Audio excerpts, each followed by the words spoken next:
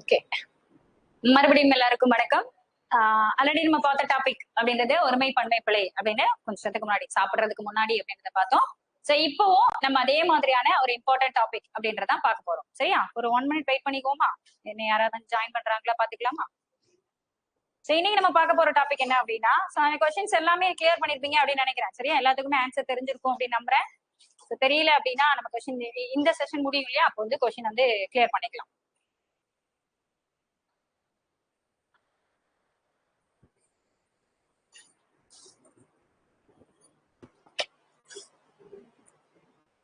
Start பண்ணணுமா? வாக்கிய வகைகள். சரியா? இப்ப நம்ம பார்த்துட்டு இருக்கிற செஷன் என்ன அப்படின்னா, கட்டாயம் ஒரு கிளாஸ்ல இருந்து ஒரு கொஸ்டின் வருது அப்படின்றதுதான். சரியா? சோ நம்மளை பொறுத்தல வைக்கும் எலிஜிபிலிட்டி இருக்கிறதுனால எலிஜிபிலிட்டில இது எத்தனை கொஸ்டின் இருக்கு, அதாவது நம்மளோட மெயின்ல எத்தனை இருக்கு அப்படின்றத பார்க்கறோம். சேம். சோ 2 to 3 அப்படின்றது உங்களுக்கு எலிஜிபிலிட்டில இது இடம்பெறும். அதே மாதிரி நம்மளோட கொஸ்டின் மெயின் கொஸ்டின் இருக்கு இல்லையா, அந்த 10 கொஸ்டின்ல ஒரு கொஸ்டினா இந்த வாக்கிய வகைகள் அப்படின்றது இருக்கும். சரியா? அது என்ன வாக்கிய வகை அப்படின்னா, தன்வினை, பிறவினை, செய்வினை, செயற்பாட்டு வினை இப்படி எல்லாம் கேள்விப்பட்டிருப்பீங்க இல்லையா, இதுதான் நமக்கு வாக்கிய வகைகள் அப்படின்ற தலைப்புல கொடுத்திருக்காங்க. ரைட். முதல்ல வாக்கியம்னா என்ன? தொடர் வாக்கியம் ரெண்டு ஒண்ணா அப்படின்னு கேட்டா கிடையாது. சரியா? ஒரு சொல்லை தொடர்ந்து இன்னொரு சொல் வந்துருச்சு அப்படின்னா அதை நம்ம தொடர் அப்படின்னு சொல்லுவோம். அதாவது தொடர்றது, இந்த சொல்லை தொடர்றது. சரி, அப்ப எல்லாமே உங்களுக்கு சொல்லை தொடருகிறதா என பார்த்தால் வாய்ஸ் ஒழுங்கா கேக்குதா? Good afternoon, good evening. Right. So voice கிளியரா இருக்குதுங்களா உங்களுக்கு? யாராவது ஒருத்தர் போட்டு விடுங்கப்பா. ஆமா இல்ல அப்புறம் எல்லாம் முடிச்சதுக்கு அப்புறம் கடைசியில மேம் வாய்ஸே கேட்கல மேடம், நிறைய online class. Okay okay, thank you. Right, எல்லாரும் சாப்பிட்டுருப்பீங்க அப்படின்னு நினைக்கிறேன். உண்ட மயக்கம் அப்படின்றது இருக்கும் அப்படின்னு நம்புறேன். சரியா?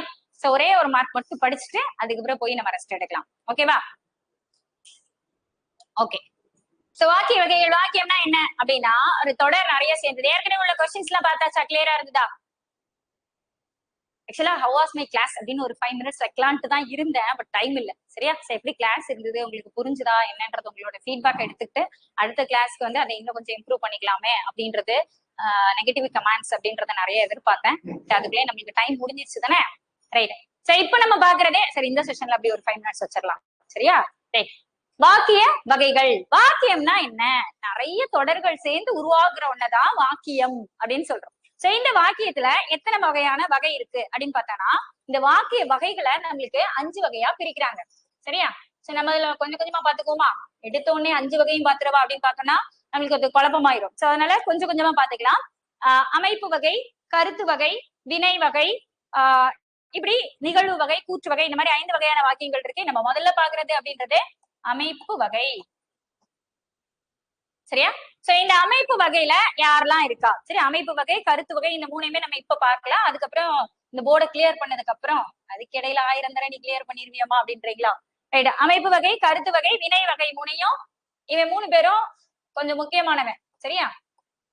ரொம்ப மோசமானவங்க தான், கொஞ்சம் கண்டுபிடிக்கிற கஷ்டமானவங்க தான். பட் நம்ம படிச்சுட்டோம் அப்படின்னா நல்ல ரொம்ப ரொம்ப ஈஸியா ஆயிடும். சரியா?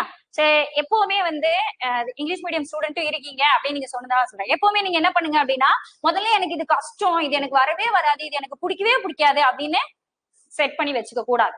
சரியா? காரணம் என்ன அப்படின்னா, இந்த யானையை செயின்ல கட்டி இருக்க கதை கேள்விப்பட்டிருப்பீங்களா? அவ்வளவுதான். சரியா?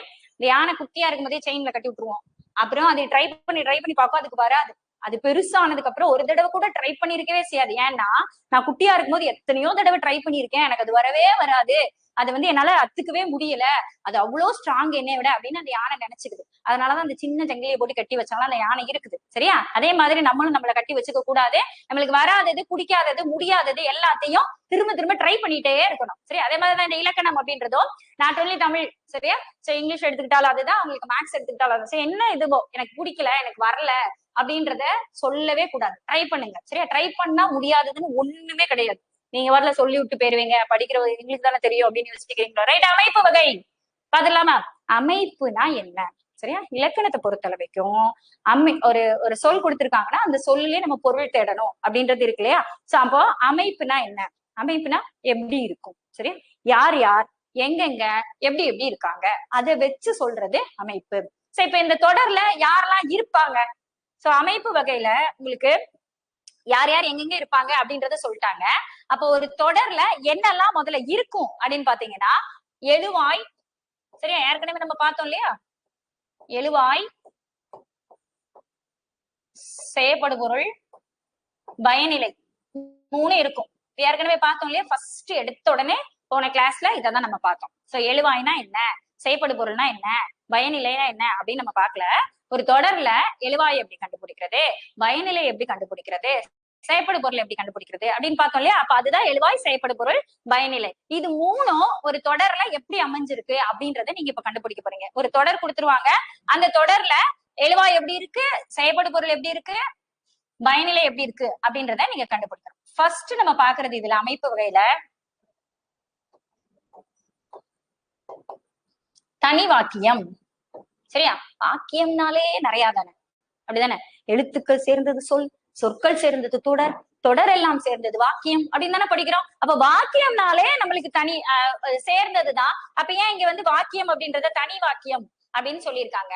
அப்ப இந்த தனி வாக்கியம் லுக் லைக் எப்படி இருக்கும், அவ்வளவுதான். சரியா, பாக்குறதுக்கு அது எப்படி இருக்கு, இதுல என்னெல்லாம் இருக்கு, எத்தனை எழுவாய் வச்சிருக்கான், எத்தனை செயற்படு பொருள் வச்சிருக்கான், எத்தனை பயனிலை வச்சிருக்கான், அவ்வளவுதான் பார்க்கணும். ஏற்கனவே பார்த்தது லைட்டா ரீகால் பண்ணிட்டு வந்துடலாமா, ரைட். எழுவாய், செயற்படு பொருள், பயனிலை அப்படின்னா என்ன அர்த்தம்னா, ஒரு ஒரு எக்ஸாம்பிள் கொடுக்குறாங்க அப்படின்னா, இங்க ஏதோ ஒரு பெயர் இருக்கு, மாலதி வச்சுக்கலாமா, வேண்டாம் மாலதி வேணாம், டெலீட் ஆகுது. ஏதாவது ஒரு பேர் சொல்லலாமா, கீர்த்தி வச்சுக்கலாமா, ரைட், நான் வச்சுக்கிறேன், நீங்க வச்சுக்க வேண்டாம். கீர்த்தி அப்படின்ற ஒரு பேர் வச்சுக்கோங்க. இங்க கீர்த்தி தின்பண்டம் சாப்பிட்டால், உணவு சாப்பாடு சாப்பிட்டால், பூரி சாப்பிட்டால், இட்லி சாப்பிட்டால், வேணா ஒரு காகலை, இட்லியை சாப்பிட்டால். மேடம் இட்லிங்கிறது ஆங்கில சொல் அல்லவா, ஆமா, புளிமா கட்டிகள் அப்படின்றதான் தமிழ் சொல். இப்ப நான் அதை எழுதி அதுக்கு ஒரு விளக்கம் கொடுத்து அதுக்கு இட்லி எழுதிடுவோம். சரியா, கீர்த்தி இட்லியை சாப்பிட்டால் அப்படின்னு இருக்கா, ரைட். சோ இப்ப இதுல இந்த வினை சொல் எடுத்துக்கோங்க. இந்த வினை சொல்ல யாருன்ற கொஸ்டின் கேளுங்க, அல்லது எது அப்படின்ற கொஸ்டின், ஏதாவது ஒரு கொஸ்டின். சரியா, சோ யாருன்னு கொஸ்டின் கேளுங்க, அதுக்கு ஆன்சர் கிடைச்சா அது எழுவாய். யாரை அப்படின்னு கொஸ்டின் கேளுங்க, அல்லது எதை அப்படின்னு கொஸ்டின் கேளுங்க, அதுக்கு ஆன்சர் கிடைச்சது அப்படின்னா அது செயற்படு பொருள்.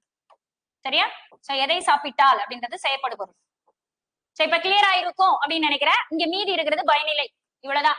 ஒரு தொடர்ல நம்மளுக்கு தெரிய வேண்டியது அமைப்பு வகையை பொறுத்தளவு வைக்கும். நாட் ஒன்லி அமைப்பு வகை, எல்லா வாக்கிய வகைகளுமே நீங்க படிக்கிறதுக்கு எழுவாய்னா என்னன்னு தெரிஞ்சிருக்கணும், பயனிலைனா என்னன்னு தெரிஞ்சிருக்கணும், செயற்படு பொருள்னா என்னன்னு தெரிஞ்சிருக்கணும். அதுக்கான ஹிண்ட் தான் நான் போன கிளாஸ்ல உங்களுக்கு கொடுத்திருந்தேன். சோ இங்க யார் எதுன்ற கொஸ்டினுக்கு ஆன்சர் கிடைச்சா அது வந்து எழுவாய், யாரை எதை அப்படின்ற கொஸ்டினுக்கு ஆன்சர் கிடைச்சதுன்னா அது செயற்படு பொருள். இந்த கடைசியா இருக்கிற வினை சொல்லத்தான் நம்ம பயனிலை. சோ இது கிளியரா, இதை முடிச்சிட்டோம் அப்படின்னா இந்த தனி வாக்கியம்னா என்ன அப்படின்னு பாத்துடலாமா, ரைட். தனி வாக்கியத்துக்கு என்னென்ன கண்டிஷன் இருக்கணும், எழுவாய் இருக்கணும், செயற்படு பொருள் இருக்கணும், பயனிலை இருக்கணும். சரியா, இப்ப எழுவாய் எத்தனை இருக்கணும், செயற்படு பொருள் எத்தனை இருக்கணும் அப்படின்னு பார்த்தோம்னா, எழுவாய் 1 இருக்கலாம், அதுக்கு மேல இருக்கலாம். சரியா, அதே மாதிரி செயற்படு பொருள் அப்படின்றதும் 1 இருக்கலாம், அதுக்கு மேலேயும் இருக்கலாம். ஆனா பயனிலை எத்தனைதான் இருக்கணும்னா 1 தான் இருக்கணும். சரியா, நம்ம எப்பவுமே என்ன யோசிச்சு வச்சிருக்கோம் ரொம்ப நாளா அப்படின்னா, பிஃபோர் தமிழ் அப்படின்ற ஒண்ணு எடுத்து படிக்கிறதுக்கு முன்னாடி வரைக்குமே, நான் 12th படிக்க வரைக்குமே நானும் என்ன நினைச்சிட்டு இருந்தேன் அப்படின்னா, தனி வாக்கியம்னா குட்டியா இருக்கும், தொடர் வாக்கியம்னா கொஞ்சம் பெருசா இருக்கும், கலவை வாக்கியம்னா பெரிய வாக்கியத்தை கலந்து போட்டிருப்பாங்க, இப்படிதான் நம்ம யோசிச்சிருக்கோம், இப்படிதான் நம்ம படிச்சிருக்கோம். ஆனா தனி வாக்கியத்துக்குன்னு ஒரு ரூல்ஸ் இருக்கு. சரியா, சோ தனி வாக்கியம் எப்படி இருக்கணும், அது எவ்வளவு பெரிய தொடரா வேணாலும் இருந்துட்டு போலாம். சரியா, சோ இங்க ஃபர்ஸ்ட் பாயிண்ட் பாருங்க, 1+ எழுவாய் இருக்கலாம், இருக்கணும் கட்டாயம் கிடையாது, இருக்கலாம். சோ 1+1க்கு மேல எழுவாய் இருக்கலாம். சரியா, அதே மாதிரி செகண்ட் பாயிண்ட் என்ன அப்படின்னா 1+ செயற்படு பொருள். இப்ப நம்ம பார்த்த கீர்த்தி என்ன சாப்பிட்டால், இட்லியை சாப்பிட்டால் அப்படின்றதும் தனி வாக்கியம் தான். ஏன்னா அதுல ஒரு எழுவாய் இருக்கு, ஒரு செயற்படு பொருள் இருக்கு, ஒரே ஒரு பயனிலை தான் இருக்கணும். சரியா, சோ பயனிலை எப்படி இருக்கணும் அப்படின்னா இங்க 1 போட்டுக்கோங்க. சரியா, பயனிலை 1+ இருக்கக்கூடாது, ஒன்னே ஒண்ணுதான் இருக்கணும், ஒரு பயனிலை மட்டும். சோ எழுவாய் எத்தனை வேணாலும் இருந்துட்டு போலாம். கீர்த்தி இட்லியை சாப்பிட்டால்ன்றதும் உங்களுக்கு தனி வாக்கியம் தான். அதே மாதிரி இங்க எதெல்லாம் தனி வாக்கியம் அப்படின்னு பாத்தீங்கன்னா, 1க்கு மேல எழுவாய் இருந்துச்சுனாலும் அது தனி வாக்கியம் தான். அந்த எழுவாய் எப்படி இருக்கணும், 1க்கு மேல எழுவாய் இருக்கலாம், 1க்கு மேல செயற்படு பொருள் இருக்கலாம், ஆனா பயனிலை ஒன்னே ஒண்ணுதான் இருக்கணும். சரியா, நான் ஒரு உதாரணம் சொல்லப்போ அதுக்கு கம்பராமாயணத்தையும் வள்ளுவர் திருக்குறளையும் இளங்கோவடிகள் சிலப்பதிகாரத்தையும் இயற்றினர் அப்படின்னு இருக்கு. இப்ப நம்ம என்ன பண்ணணும், இயற்றினர்ல கொஸ்டின் கேட்கணும் அப்படிதானே. இப்ப எழுவாய் எழலாம் இயற்றினர் அப்படின்னு சொல்லியாச்சு. அப்ப யார் இயற்றியது? கம்பர் இயற்றிருக்காரு, வள்ளுவர் இயற்றிருக்காரு, இன்னொருத்தர் யார சொன்னேன், இளங்கோவடிகள் இயற்றிருக்காரு. சரியா? சோ இவங்க 3 பேருமே நம்ம எழுவாய் அப்படின்னு சொல்றோம். சரி, இப்ப எதை அப்படின்ற கொஸ்டின் கேளுங்க. செயல்படு பொருள்ல எதைன்ற கொஸ்டின் கேட்கலாமா? அப்போ திருக்குறளை ஏற்றிருக்காங்க, ராமாயணத்தை ஏற்றிருக்காங்க, சிலப்பதிகாரத்தை ஏற்றிருக்காங்க. இதுக்கும் நமக்கு ஆன்சர் கிடைக்குது. அப்போ 3 எழுவாய் இருக்கு, 3 செயற்படு பொருள் இருக்கு. ஆனா இயற்றினர் அப்படின்ற பயனிலை பாத்தீங்கன்னா ஒன்னே ஒண்ணுதான் இருக்கு. இதுக்கு பெயர் தான் தனி வாக்கியம். சரியா? இது இப்படிதான் இருக்குமா அப்படின்னா கிடையாது. இப்படி இருந்தாலும் அது தனி வாக்கியம் தான். சரியா? கம்பர் ராமாயணத்தை எழுதினார் அப்படின்னாலும் அது தனி வாக்கியம் தான். ஏன்னா ஒரு எழுவாய் இருக்கு, ஒரு செயற்படு பொருள் இருக்கு, ஒரு பயனிலை இருக்கு. இது 3 அமைஞ்சாலே அது தனி வாக்கியம் தான். இந்த 3 அடிஷனலா உங்களுக்கு என்னென்ன டிப்ஸ் அப்படின்னு பாத்தீங்கன்னா இந்த 3 பாயிண்ட். சரியா? சோ தனி வாக்கியத்தை பொறுத்தளவுக்கும் இந்த 3 பாயிண்ட் மேட்ச் ஆகுதா அப்படின்றத பாருங்க. சரியா? இதுக்கு நீங்க இது வந்து ஃபர்ஸ்ட் பாயிண்டா, அதாவது இம்பார்ட்டன்ட் பாயிண்டா என்ன எடுத்துக்கலாம் அப்படின்னா, எழுவாய், செயற்படு பொருள், பயனிலை, இது 3 இருந்தா அது தனி வாக்கியம். சரியா? சரி, இது 3 எத்தனை இருக்கலாம் அப்படின்றதுதான் இந்த கீழே கொடுத்திருக்கிறது. ரைட், இது கிளியர் ஆயிடுச்சா? தனி வாக்கியம் அப்படின்றது முடிஞ்சிருச்சு. இதத்தான் நம்ம தனி வாக்கியம் அப்படின்னு சொல்றோம். சரி, அடுத்து நம்ம இதுல செகண்டா இதுல பாக்குறது என்ன அப்படின்னா தொடர் வாக்கியம். அவன் எங்க இருக்கானா? ரைட், இதுல செகண்டா நம்ம பாக்குறது தொடர் வாக்கியம். சோ இவனுக்கு என்னென்ன கண்டிஷன் இருக்கும்? சோ இது கொஸ்டின்ல உங்களுக்கு எப்படி வரும் அப்படின்னு கேட்டீங்கன்னா, ஒரு தொடரை கொடுத்துட்டு இது வந்து கீழ்காண்பனவற்றுள் என்ன வாக்கியம், இது தனி வாக்கியமா, தொடர் வாக்கியமா, கலவை வாக்கியமா, செய்தி வாக்கியமா, இந்த மாதிரி கீழே ஆப்ஷன் உனக்கு 4 இருக்கும். இல்லைன்னா மேல ஆப்ஷனே கொடுத்திருப்பாங்க. என்ன கொடுத்திருப்பாங்க அப்படின்னா, கீழ்காண்பனவற்றுள் செய்தி வாக்கியம் எது, தனி வாக்கியம் எது, தொடர் வாக்கியம் எது அப்படின்னு கேட்பாங்க. கீழே 4 ஆப்ஷன் இருக்கும், அதுல நீங்க செலக்ட் பண்ற மாதிரி இருக்கும். ஓகேவா? ரைட், இப்போ தொடர் வாக்கியம். சரி, தொடர் வாக்கியத்துக்கு என்னென்ன கண்டிஷன் பாத்துலாமா? சரி, எழுவாய் அப்படின்றது ஒன்னே ஒண்ணுதான் இருக்கணும். தொடர் வாக்கியத்துல மெயினா என்ன அப்படின்னா, ஃபர்ஸ்ட் பாயிண்ட் எழுவாய் அப்படின்றது நம்ம இப்ப சொன்ன மாதிரி கம்பர் ராமாயணத்தையும் இவர் அதையும் இவர் இதையும் அப்படிலாம் சொல்லக்கூடாது. ஒரே ஒருத்தர் தான். கம்பர் ராமாயணத்தை எழுதியிருக்காரா? ஓகே, அவர் ராமாயணம் எழுதியிருக்காரு. அடுத்து அவர் வேற எதுவும் நூல் எழுதியிருக்காரா? ஓகே, அதை நீங்க ஆட் பண்ணிக்கலாம். ஆனா கம்பர் கூட திருவள்ளுவரையோ பாரதியாரையோ பாரதிதாசனையோ நீங்க கொண்டு வரக்கூடாது. சரியா? பாரதியார் கண்ணன் பாட்டு, குயில் பாட்டு, பாஞ்சாலி சபதம் ஆகிய நூல்களை இயற்றியுள்ளார் அப்படின்னு நீங்க எழுதிக்கலாம். புரிஞ்சுச்சா உங்களுக்கு? எழுவாய் ஒண்ணு மட்டும். சரியா? எழுவாய் எத்தனை தான் இருக்கணும்? ஒண்ணு மட்டும். சரியா? அதே மாதிரி பயனிலை அப்படின்னு இருக்கு இல்லையா, அந்த பயனிலை எப்படி இருக்கும் அப்படின்னு பார்த்தோம்னா, அதுவும் ஒன்னே ஒண்ணுதான் இருக்கும். எழுவாயும் ஒண்ணுதான் இருக்கும், பயனிலையும் ஒண்ணுதான் இருக்கும். எழுவாயும் ஒன்னே ஒண்ணு இருக்கணும், பயனிலையும் ஒன்னே ஒண்ணு இருக்கணும். புரிஞ்சுச்சா? செயற்படு பொருள் அப்படின்றதே நீங்க எத்தனை வேணாலும் வரலாம். அதனாலதான் இது எப்படி சொல்றோம் அப்படின்னா, எச்ச தொடர் அப்படின்றத அண்மையும். இப்ப என்னன்னு சொல்றேன், எச்ச தொடர் என்னன்னு பாத்துடலாமா? ராமன் காலையில் எழுந்து குளித்து சாப்பிட்டு பள்ளிக்கு சென்றான். இப்ப பாருங்க, சென்றான் ஒன்னே ஒண்ணுதான். சோ நம்ம இந்த கண்டிஷன்ல மேட்ச் ஆயிடுச்சா? பயனிலை ஒன்னே ஒண்ணுதான் இருக்கு. முடிக்கிறது தானே பயனிலைன்னு சொல்லியிருக்கேன். வினை முற்றுதான் நமக்கு பயனிலை. ராமன் எழுந்தான், குளித்தான், அல்லது எழுந்து குளித்தான், எப்படி வேணாலும் இருக்கலாம். கடைசி சொல் என்னவா இருக்கு அப்படின்னு பாருங்க, அந்த பயனிலை ஒன்னே ஒன்னாதான் இருக்கணும். மீதி எல்லாமே எச்சமாதான் இருக்கணும். எழுந்து, குளித்து, இந்த மாதிரி இன்கம்ப்ளீட் அப்படின்றதாதான் இருக்கணும். சரி, இப்ப எழுந்தான் அப்படின்னு இருக்குன்னா அது இன்கம்ப்ளீட்டா அப்படின்னா, அது பக்கத்துல இந்த புள்ளி வச்சுட்டாங்க அப்படின்னா, சரியா? சோ நிறுத்தற் குறிகள்ல உள்ள இந்த என்ன வச்சுடா நிக்கிறானா? Okay, right. இந்த மாதிரி செமிகோலனா, ரைட், இது இருந்துச்சு அப்படின்னா, இந்த முக்கார் புள்ளி அப்படின்றது இருந்தது அப்படின்னா உங்களுக்கு அரைப்புள்ளி. ரைட், கார்புள்ளி, இது அரைப்புள்ளி. அரைப்புள்ளி அப்படின்றது இருந்தது அப்படின்னா அந்த தொடர் உங்களுக்கு எச்சம். சரியா? சோ இப்போ முருகன் எழுந்தான், அது பக்கத்துல இந்த புள்ளியை வச்சு விட்டுருங்க. குளித்தான், சாப்பிட்டான், பள்ளிக்கு சென்றான். இப்ப முடிச்சிருங்க. சரியா? சோ இப்ப முடிக்கும் போது இதுதான் நமக்கு பயனிலை. மீதி எல்லாம் என்ன அப்படின்னா எச்சம். மீதி எல்லாம் எச்சம். இந்த சிம்பல் இடம்பெற்றிருக்கிறதுனால இவையெல்லாம் எச்சம். சரியா? சோ அப்போ நிறைய எச்ச தொடர் இருக்கும். பயனிலை ஒன்னே ஒண்ணுதான் இருக்கணும், எழுவாயும் ஒன்னே ஒண்ணுதான் இருக்கணும். புரிஞ்சுதா? சோ எழுந்தான், எழுந்து குளித்து சாப்பிட்டு பள்ளிக்கு சென்றான். அப்போ சென்றான் அப்படின்றதான் கடைசி. சரியா? மீதி எல்லாமே உங்களுக்கு எச்சம். இந்த மாதிரி இருந்துச்சுன்னா அது தொடர் வாக்கியம். சரியா? சோ இந்த மாதிரி மட்டும்தான் இருக்குமா அப்படின்னு பார்த்தோம்னா கிடையாது. இன்னொரு இதுலயே இன்னொரு ரூல் இருக்கு. அதனால், ஆகையால், எனவே, இந்த மாதிரியான இணைப்பு சொற்கள் இருக்கு இல்லையா, அது வெளிப்படையா இருக்கும். நேற்று மழை பெய்தது. சரியா? அதனால் பள்ளிக்கு விடுமுறை. சோ இப்ப இந்த அதனால் அப்படின்ற சொல் இடம்பெற்றிருக்கா? சோ அதனால், ஆகையால், நேற்று நான் பள்ளிக்கு வரவில்லை, ஏனெனில் எனக்கு உடல்நலம் சரியில்லை. சோ 2 தொடர் இருக்கு.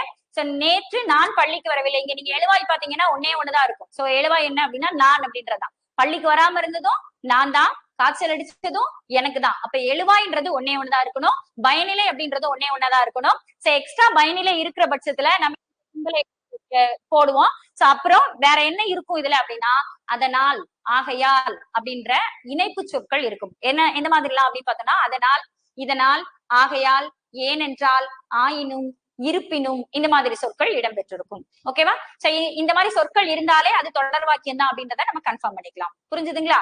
சோ நெக்ஸ்ட் டாபிக் மூவ் பண்ணலாமா? என்னாச்சு, சாப்பிட்டு எல்லாரும் டல் ஆயிட்டீங்களோ? புரியுது ஆனா புரியல அப்படின்ற மாதிரி இருக்கீங்களா? அதான் கேக்குறேன். காலையில இருந்த உற்சாகம் இல்லாதது மாதிரி இருக்கிறது. காரணம், அதிகமாக உண்டு விட்டீர்களா? Ma'am doubt. சொல்லுங்க. ஒரு எழுவாய், பல பயனிலை, தொடர் வாக்கியம். என்ன டவுட் கேட்டிருக்கீங்க? விக்னேஷ் சொல்லுங்க. விக்னேஷ், ஒரு எழுவாய் பல பயனிலை தான். அந்த பயனிலைகள் எல்லாம் எப்படி இருக்கணும் அப்படின்னா எச்சமா இருக்கணும். கடைசியில ஒரே ஒரு பயனிலையை கொண்டு முடியணும். அதுதான் தொடர் வாக்கியம். சரியா? சோ எல்லா பயனிலையுமே முடிச்சிருக்க கூடாது. அவன் நேற்று பள்ளிக்கு சென்றான் அப்படின்னு முடிச்சுட்டு அடுத்து வந்து அவன் நேற்று இங்கு போனான், அது வேற ஏதோ அப்படி தொடரா இருக்கக்கூடாது. அப்படி இருந்துச்சுன்னா ரெண்டுக்கும் இடையில இணைப்பு சொல் இடம்பெறும். அதனால், ஆகையால், எனினும், ஏனெனில், இந்த மாதிரி இணைப்பு சொற்கள் அதுல இடம்பெறணும். அப்படி இடம்பெற்றால் தான் அது தொடர் வாக்கியம். சரியா? சோ அதர்வைஸ் நீங்க இந்த புள்ளியும் இல்ல ஒரு முழு தொடராவே உங்களுக்கு இருக்கு அப்படின்னா அதை நம்ம தொடர் வாக்கியமா எடுத்துக்க முடியாது. தனித்தனி வாக்கியமா தான் அது இருக்கும். சோ அதை நம்ம தொடரா எடுத்துக்க கூடாது. சோ இடையில இருக்கக்கூடிய குறியீடு அப்படின்றது இந்த அரை புள்ளியா இருந்துச்சு அப்படின்னா நம்மளுக்கு வந்து அதை வந்து நம்ம தொடர் வாக்கியம் அப்படின்ற லைன்ல எடுத்துக்கணும். ஓகேவா? கிளியர் ஆயிடுச்சா? Very good. ஓர் எழுவாய் அப்படின்னு வந்து டைப் பண்ணிருக்கீங்க. சோ காலையில உள்ள லெசன் வந்து உங்களுக்கு ரீச் ஆயிருக்கு அப்படின்ற வரைக்கும் ஐ ஃபீல் ஹாப்பி. ஓகேவா? ஏன்னா உயிரெழுத்துக்கு முன்னாடி ஓர் எழுவாய் அப்படின்றதான் பயன்படுத்தணும். அப்படித்தானே? ஓர் அப்படின்றதான் பயன்படுத்தணும். Very good. ரைட், அடுத்த டாபிக் போலாமா? சோ இதுலயே கலவை தொடர் லாஸ்டா மூணாவதா இருக்கிற இது. அமைப்புல மொத்தம் 3. சோ அமைப்பு வகை எத்தனை அப்படின்னா 3. தனி, தொடர், கலவை. இப்ப நம்ம மூணாவதா பார்க்க போறோம். சரியா? கலவை வாக்கியம். சரியா? இவன்ட்ட எத்தனை எழுவாய் இருக்கணும், எத்தனை பயனிலை இருக்கணும், எத்தனை இது இருக்கணும் அப்படின்னு பாத்தீங்கன்னா சோ இது இந்த தொடர் நீங்க பாத்தீங்க அப்படின்னா தெரியும். வினை சொல் இருக்கு இல்லையா? வினை சொல்லோடு ஃபர்ஸ்ட் பாயிண்ட் எழுதிக்கலாம். வினையோடு, வினை சொல் பிளஸ் ஆல். சரியா? பெய்ததால், நடந்ததால், இருந்ததால், அந்த மாதிரி அதனால் அப்படின்றது தனியா இல்லாம சேர்ந்து இருக்கும். வினைச்சொல் பிளஸ். சோ இங்க நீங்க ஒரு எக்ஸாம்பிள் எழுதிக்கலாம். நேற்று மழை பெய்தது எழுதணும் இல்லையா? சொன்னோம் இல்லையா? சோ நேற்று மழை பெய்ததால் பள்ளிக்கு விடுமுறை. சரியா? சோ தொடர் 2 இருக்கும். ஆனா அதுக்குள்ள என்ன இருக்கணும் அப்படின்னா ஆள் அப்படின்றது இருக்கணும். சோ எதோட இருக்கணும்? வினைச்சொல். வினைச்சொல்னா இங்க என்னது? பயனிலை தானே? சோ பயனிலையோடு என்ன இருக்கணும் அப்படின்னா ஆள் இருக்கணும். சரியா? சோ ஆள் இருக்கு. அப்படி இருந்ததுன்னா அது வந்து நம்மளுக்கு கலவை வாக்கியம். ரைட். ஆள் மட்டும்தான் இருக்குமா அப்படின்னு பார்த்தோம்னா இல்ல, சேம் பயனிலையோட ஆக இருக்கலாம். சரியா? செல்வி முதல் மதிப்பெண் பெற்றதற்காக சொல்றோம் இல்லையா? இது கலவை வாக்கியம். அனைவரும் அவளை பாராட்டினர். சரியா? சோ இவ முதல் மதிப்பெண் பெற்றிருக்கா அப்படின்றதையும் நமக்கு சொல்லியிருக்காங்க. அதுக்காக அவ இந்த பரிசை வாங்கியிருக்கா. முதல் மதிப்பெண் பெற்றதற்காக அவளுக்கு வந்து ஒரு கிஃப்ட் கொடுத்திருக்காங்க, ஒரு ஏதோ ஒண்ணு பரிசு கொடுத்திருக்காங்க, ஒரு தங்க நாணயம் பரிசளிக்கப்பட்டது. இந்த மாதிரி இதுக்காக இதை செஞ்சிருக்காங்க அப்படின்னு 2 தொடர் இருக்கு. அதுக்கு இடையில ஆக அப்படின்றதும் வெளிப்படையா வந்திருந்தது அப்படின்னா அதுவும் நம்மளுக்கு கலவை வாக்கியம். ரைட். பெரும்பாலான கலவை வாக்கியங்கள் இன்னொரு ஹிண்ட் இருக்கு கலவை வாக்கியத்துக்கு. இதை எப்படி கண்டுபிடிச்சுக்கலாம் அப்படின்னா என்று கூறினார், என்று கூறினார், என்று சொன்னார், என கூறினார், இந்த மாதிரி. சரியா? Like this. இதேதான் சேமா என்று கூறினார் தான் இருக்கணும் அப்படின்னு எக்ஸ்பெக்ட் பண்ணக்கூடாது. என கூறினார் அப்படி கூட இருக்கலாம், என சொன்னார் அப்படி கூட இருக்கலாம். சோ இந்த மாதிரி மீனிங் கொடுக்கிற மாதிரி முடியும். சரியா, பெரும்பாலான கலவை தொடர்கள் என்று கூறினார் அப்படின்ற மாதிரி மீனிங் கொடுக்கிற மாதிரி முடியும் அப்படின்றதா நமக்கு கான்செப்ட். ரைட். சோ இப்ப அமைப்பு வகையில நம்ம பார்த்திருக்கிறது அப்படின்றது தனி, தொடர், கலவை, வாக்கியம். சரியா. சோ தனி வாக்கியம்னா தனியா இருக்கிறது, தொடர் வாக்கியம்னா தொடர்ந்து இருக்கிறது, கலவை வாக்கியம்னா கலந்து இருக்கிறது. தனி வாக்கியம்னா எழுவாய் பயனிலை,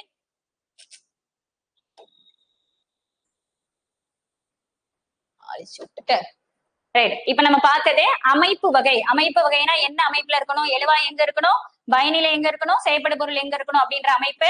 சோ இதுல நம்ம பார்த்திருக்கிறதே தனி வாக்கியம், ரெண்டாவதா இருக்கிறது தொடர் வாக்கியம், மூணாவதா பார்த்தது கலவை வாக்கியம். சோ இதுல நம்ம பார்த்திருக்கிற ரூல்ஸ மட்டும் ஒரு சென்டென்ஸ் கொடுத்திருக்காங்கன்னா அந்த சென்டென்ஸ் இப்ப இதுக்கு அப்புறம் கொஸ்டின் விசிபிள் ஆகும்ல, அப்போ நீங்க என்ன பண்ணணும், இந்த ரூல்ஸ மட்டும் அப்ளை பண்ணி பார்த்தா போதும். சில பையன் என்ன செய்வான் அப்படின்னா ஒரே தொடர் நம்ம நினைக்கிற மாதிரி ஒண்ணுக்கும் மேட்ச் ஆகும், அதே மாதிரி இன்னொன்னுக்கும் மேட்ச் ஆகும். அப்படி கூட நாங்க என்ன பண்றது அப்படின்னு யோசிச்சீங்கன்னா ஆப்ஷன்ல அது ரெண்டையும் கொடுக்க மாட்டாங்க. சரியா. சோ ஆப்ஷன்ல உங்களுக்கு இப்ப செய்தி வாக்கியமும் இன்னொரு தொடரும் ஒண்ணு போல இருக்கு அப்படின்னு வச்சுக்கோங்களேன். தனி வாக்கியமும் செய்தி வாக்கியமும் ஒரே தொடர். சரியா. திருவள்ளுவர் திருக்குறளை இயற்றினார், இது ஒரு நியூஸ். அப்ப இது நம்மளுக்கு கொடுக்கக்கூடிய ஒரு செய்தி. சோ அப்போ ஔவையார் இதனை கூறினார் அப்படின்றது ஒரு நியூஸ். சோ நம்மளுக்கு கொடுக்கக்கூடிய செய்திகள் அனைத்துமே நம்மளுக்கு செய்தி வாக்கியம் அப்படின்ற தலைப்புல போயிடும். அப்ப இதை தனி வாக்கியமா நான் எடுத்துக்கணுமா செய்தி வாக்கியமா எடுத்துக்கிட்டுமா அப்படின்னு கேட்டேன்னா ஆப்ஷன்ல செய்தி வாக்கியம் கொடுத்தாங்கன்னா செய்தி வாக்கியம் எடுத்துக்கோங்க, தனி வாக்கியம் கொடுத்தாங்கன்னா தனி வாக்கியம் எடுத்துக்கோங்க. ரெண்டையுமே கொடுத்தாங்கன்னா அப்படின்னு அப்படி கொடுக்க மாட்டாங்க.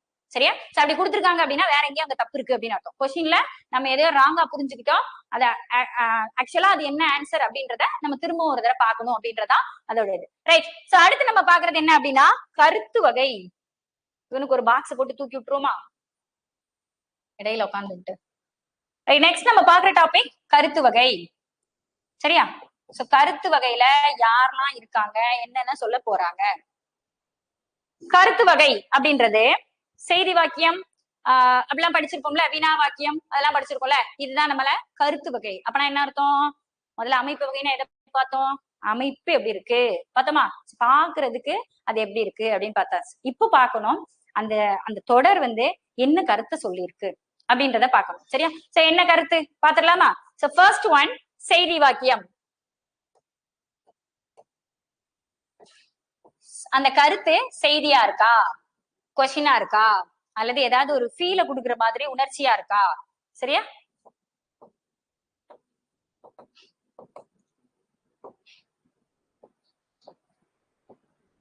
இந்த மாதிரி 4 வகையா இதை பிரிக்கிறாங்க. செய்தி வாக்கியம்னா என்ன, வினா வாக்கியம்னா என்ன, உணர்ச்சி வாக்கியம்னா என்ன, விளைவு வாக்கியம்னா என்ன. செய்தி வாக்கியம்னா ஒரு செய்தி சொன்னா செய்தி வாக்கியம். செய்தினா என்னது, வெறுமனே நம்ம நியூஸ் பேப்பர்ல பாக்குறது, நியூஸ்ல பாக்குறது, சோசியல் மீடியாஸ்ல பாக்குறது மட்டும்தான் செய்தியா அப்படின்னா கிடையாது. சரியா. அப்ப எதெல்லாம் செய்தி அப்படின்னு சொல்லுவோம், ஒரு சான்றோர்களோட பண்பு நலன்கள் எல்லாத்தையுமே நம்ம செய்தி அப்படின்னு சொல்லலாம். சான்றோர்களுக்குரிய அறிவுரைகள் இருக்கும் இல்லையா, அதை நம்ம இதை இவர் இவ்வாறு கூறினார் அப்படின்னு சொல்லும் போது அது நம்மளுக்கு ஒரு செய்தியா இருக்கும். ரைட். திடீர்னு யாரோ ஒருத்தங்க இறந்துட்டாங்க, ஏதோ ஒரு தலைவர் இறந்துட்டாரு அப்படின்னு வச்சுக்கோங்களேன், அந்த செய்தி அப்படின்றதும் நம்மளுக்கு செய்தி, இரங்கல் செய்தி அப்படின்னு சொல்லுவோம் இல்லையா. சோ இது நம்மளுக்கு செய்தி அப்படின்றதுல வரும். ரைட். வேற என்ன செய்தியில வரும் அப்படின்னு பாத்தீங்கன்னா அரசோட அறிவிப்புகள் இருக்கு இல்லையா, கவர்மெண்ட் ரிலீஸ் பண்ற எல்லா ஜியோஸ். சரியா. சோ கவர்மெண்ட் ஆர்டர்ஸ், அவங்களோட அறிவிப்புகள் எல்லாமே நம்மளுக்கு எதுலதான் வரும் அப்படின்னா செய்தி. ரைட். இது அரசு சார்ந்து அல்லது இந்த மாதிரிதான் இருக்குமா, வேற எதுவுமே இருக்காதா அப்படின்னு கிடையாது. அறிவியல் உண்மைகள் இருக்கு இல்லையா, அதுவும் செய்தி தான். நம்மளுக்கு பொதுவான தகவல் இருக்கும் இல்லையா, இன்று பேருந்து ஓடாது அப்படின்றது பொதுவான தகவல். இது அரசு சார்ந்ததோ அறிவியல் சார்ந்ததோ கிடையாது, அப்படிதானே. சோ இன்று பேருந்து ஓடாது அப்படின்றது கரெக்டா, சென்டென்ஸ் கரெக்டா சொல்லிருக்கனா, கரெக்டான ஒரு தடவை கடைசியை செக் பண்ணிடலாம். சரியா. சோ பேருந்து ஓடாது அப்படின்றது என்னோட ஸ்டேட்மெண்ட். சோ நீங்க ஏற்கனவே நான் போன கிளாஸ் நடத்துனது ரெண்டையும் மேட்ச் பண்ணி பாத்துருக்கேன். இன்று பேருந்து ஓடாது அப்படின்றதே பொதுவான தகவல். சோ இந்த மாதிரி சயின்டிபிக்கா கொடுக்கறதையும் நம்ம செய்தி அப்படின்னு எடுத்துக்கணும், அதே மாதிரி பொதுவான தகவல்களையும் செய்தின்னு எடுத்துக்கணும், கவர்மெண்டோட அறிவிப்புகளையும் நம்ம செய்தி அப்படின்னு எடுத்துக்கணும், சான்றோர்களை பத்தின தகவல்களையும் நம்ம செய்தி. சோ இதை தாண்டி வேற எதையும் செய்தியா எடுத்துக்க கூடாது. சரி, வேற எதையும்னா என்னது அப்படின்னு முதல்ல போட்டேன் இல்லையா, கீர்த்தி இட்லி சாப்பிட்டால் அப்படின்னால அது செய்தி கிடையாது. சரியா. சோ அப்போ எதை செய்தியா எடுத்துக்கணும் அப்படின்றது நம்மளுக்கு தெரியும். சோ எந்த மாதிரிலாம் அப்படின்னு பார்க்கும்போது அதுக்கான ரூல்ஸ் அண்ட் ரெகுலேஷன்ஸ் தான். சோ நீங்க நோட் பண்ணணும் அப்படின்னா நோட் பண்ணிக்கலாம். சான்றோரோட அறிவுரை, அவங்களோட பண்பு நலன், இரங்கல் செய்தி, இதெல்லாமே நம்மளுக்கு செய்தி. அரசோட அறிவிப்புகள் எல்லாமே நம்மளுக்கு செய்தி. அறிவியல் உண்மை, பொது தகவல்கள் எல்லாமே நம்மளுக்கு செய்தி. அண்ட் தென் இன்னொன்னு என்ன அப்படின்னா ஒரு சான்றோரோட அறிவுரையை ஏதோ சொல்லும் போது வேண்டும் அப்படின்ற சொல் இடம்பெற்றிருந்ததுன்னா அது செய்தி. ஃபார் எக்ஸாம்பிள், அறம் செய்ய அறம் செய் அப்படின்னா அது வந்து ஆர்டர் பண்றாங்க. சரியா? அறம் செய்ய வேண்டும் அப்படின்னு சொல்லிட்டாங்க அப்படின்னா அது நம்மளுக்கு செய்தி. நம்ம எல்லாரும் இது பொதுவான தகவல் தான். சரியா? அறம் செய்ய வேண்டும். சோ இந்த வேண்டும் அப்படின்ற சொல் இடம்பெற்றிருந்தாலும் அது செய்தி வாக்கியம். புரிஞ்சுதுங்களா? ரைட். எல்லாத்தையும் ஒவ்வொரு வேர்டையும் நல்ல கவனமா கேட்டுக்கோங்க. கேட்டுட்டு அதுக்கப்புறமா அந்த கொஸ்டினுக்கு அதுக்கு ஆன்சர் பண்றதுக்கு ரெடி ஆயிருங்க. ரைட். அடுத்து வினா வாக்கியம் பார்க்கலாமா? வினா 6 வகைப்படும் அப்படின்னு பார்த்திருக்கோமா? சரி, நீங்களும் நானும் பார்க்கல, நான் தனியா பார்த்திருக்கேன், நீங்க தனியா பார்த்திருப்பீங்க. அப்படிதானே? வினா எந்த மாதிரி எல்லாம் கொஸ்டின் கேட்கலாம்? நான் உங்ககிட்ட கொஸ்டின் கேட்கிறேன் அப்படின்னா அறிவினா. நீங்க என்ன கொஸ்டின் கேட்கறீங்கன்னா அறியாவினா. சரியா? தெரிஞ்சுக்கிட்டே கேட்டா அறிவினா, தெரியாம கேட்டா அறியாவினா. ரைட். ஏதோ ஒரு பயத்துல கேட்கிறேன், அங்க இருக்கிறது இதுவா அதுவா, நீ அதை செஞ்சியா இல்லையா, இந்த மாதிரி டவுட்டை கிளியர் பண்ணிக்கிறதுக்காக கேட்கறத ஐயவினா. இதை செய் அப்படின்னு யாரையாவது ஒருத்தரை ஏவுறதுக்காக, படிச்சுட்டியா இல்லையா, அதை எடுத்து வச்சுட்டியா இல்லையா அப்படின்னு கேக்குறோம் அப்படின்னா அது செய் அப்படின்றதுக்காக கேட்கக்கூடியது ஏவல் வினா. சரியா? சரி. அப்புறம் இந்த மாதிரி நம்ம வினாவோட வகையை வகைப்படுத்துறோம் இல்லையா, இந்த வினாவோட வகையில ஏதாவது ஒன்னாதான் நம்மளுக்கு வினா அப்படின்றத அமைஞ்சிருக்கணும். சரி, இதை எப்படி கண்டுபிடிக்கிறது? சரியா? இப்ப நான் சொன்னேன் அறிவினா, அறியாவினா, ஐயவினா, ஏவல் வினா, கொடை வினா, குழல் வினானா வேண்டாம். அப்ப நமக்கு என்ன வேணும் அப்படின்னு யோசிங்க. கொஸ்டின் வேர்ட்ஸ் WH கொஸ்டின் அப்படின்னு சொல்லுவோம் இல்லையா. சோ எங்கே, ஏன், நாட் ஒன்லி WH, நான் உங்களுக்கு புரியறதுக்காக சொல்றேன். அந்த கொஸ்டின் இருக்கு இல்லையா, அது மட்டும் உங்களுக்கு தெரிஞ்சா போதும். என்ன, எங்கே, ஏன், எப்படி, யார், யாருக்காக, யாரால், எதனால், எவ்வாறு, இந்த மாதிரி கொஸ்டின் இருக்கு இல்லையா, இந்த கொஸ்டின் வேர்ட்ஸ் இருக்கு இல்லையா, அந்த வினா சொற்கள் இடம்பெறும். சரியா? இந்த வினா வாக்கியத்துல உங்களுக்கு வினா சொற்கள் இடம்பெறும். சரி, வினா சொல் மட்டும்தான் இடம்பெறுமா?